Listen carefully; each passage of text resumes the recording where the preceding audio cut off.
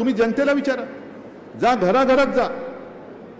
जे तुम्ही आता आम्हालाच सांगत होता आपल्याकडे बीएलए पाहिजे, बीएलओ पाहिजे, मला पहिला गटप्रमुख पाहिजे, जो मतदार यादीला एक कोणतरी जबाबदार माणूस आहे आणि त्याला माहिती आहे की ही सगळी वस्ती ही माझ्या संपर्कात आहे. मी त्याला सांगतो घराघरात जा आणि हात जोडून विचारो, दादा, ताई, माई, मावशी, आमचं काय चुकलं सांगा, काय आमचा पराभव झाला, असं कोणतं पाप आमच्याकडनं घडलं.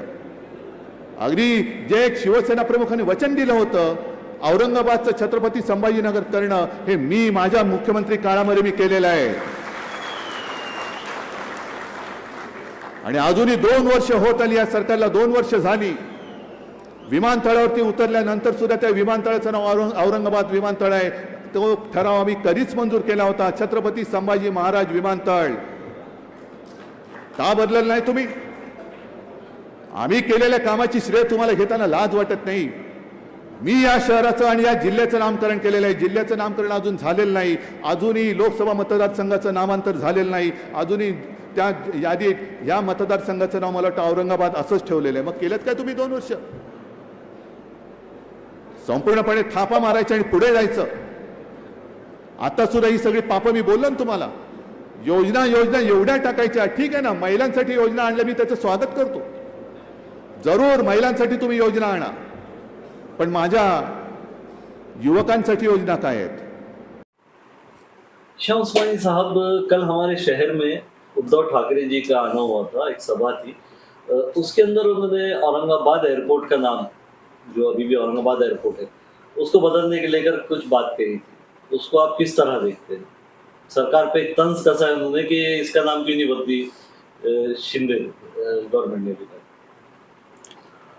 मुझे इन सियासतदानों पे जो शिवसेना के हैं या बीजेपी के हैं और अभी कांग्रेस के भी हो चले, इनके ऊपर कभी कभी रोना आता है, कभी हंसी आती है कि इनकी सियासत सिर्फ नाम बदलने के तौर पर रह गई है, वहाँ तक ही रह चुकी है. पहले इनके वालिद जो मोहतरम थे वो आया करते थे और कहते थे कि मैं इस शहर का नाम संभाजीनगर कर दूंगा, और ये जो शहर का नाम तब्दील हुआ है ये सिर्फ इनके वालिद के कहने पे हुआ है. इसका कोई बेस ही नहीं है कि ये संभाजीनगर क्यों होना चाहिए या यहाँ कहीं संभाजी महाराज का कोई हिस्ट्री मिलती है, कुछ भी नहीं.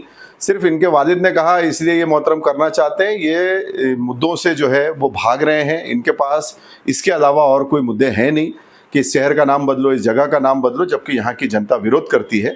संभाजीनगर एयरपोर्ट को नाम देने के लिए किसी ने विरोध नहीं किया था, लेकिन अब ये बात को इसीलिए तूल मिली है क्योंकि इन्होंने पूरे शहर का जो नाम बदला है उस पर यहाँ की जनता का विरोध है. मुझे लगता है कि ऊपर वाला इनको सद्बुद्धि दे, इनको अक्ल दे, यही हम दुआ कर सकते हैं. और हमारे शहर की शिनाख्त और नाम बचाने के लिए जो यहाँ के औरंगाबाद के लोग लड़ रहे हैं, तो वो इनको नज़र नहीं आता. और अल्लाह हमको फ़तह दे कि हम अपने शहर का नाम वापस उसको रीगेन कर सकें.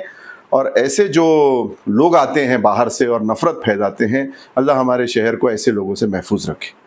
उस्मानी साहब, इसमें से एक और सवाल था मेरा. 2 दिन पहले जो मुस्लिम नुमाइंदा काउंसिल का प्रोग्राम हुआ, जहाँ पे आपको भी इनवाइट किया गया था, वहाँ पर आपने बताया कि कुछ पॉलिटिकल पार्टियाँ वो अगर चाह रही भी हमारे साथ जुड़ना, पैसे देना, तो इस काम में मुझे किसी के फंड की ज़रूरत नहीं. जो आप सुप्रीम कोर्ट जाने की बात कर रहे हैं औरंगाबाद नामांतरण, तो वो चीज़ कैसी रही? मतलब क्या वजह क्या रही उसकी इस तरह से बोलने की? क्योंकि वहाँ पे सभी पॉलिटिकल पार्टी के तकरीबन, सभी तो नहीं, मौजूद थे.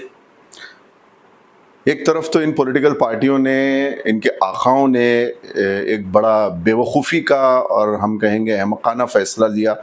एक हिस्टोरिकल, एक हेरिटेज सिटी का नाम बदल के इस शहर का जो नाम बदला गया है, और उसके बाद उनकी पार्टी के लोगों की तरफ से वो आ रहा है, बड़ी हमदर्दी की एक मैसेज आ रहा है कि आपको कोर्ट में जो पैसा लगेगा उसमें हम मदद करेंगे, तो आप ही गोली मारेंगे और आप ही हमको इलाज का खर्च देंगे. तो ये तो हम कोई, मुझे नहीं लगता कि कोई साउंड माइंड जो सही जहनियत रखने वाला आदमी हो वो इसको तस्लीम करेगा. औरंगाबाद के लोग ऐसे भूखे नंगे नहीं हैं कि हम किसी कांग्रेस या राष्ट्रवादी या शिवसेना की खैरात पे पले.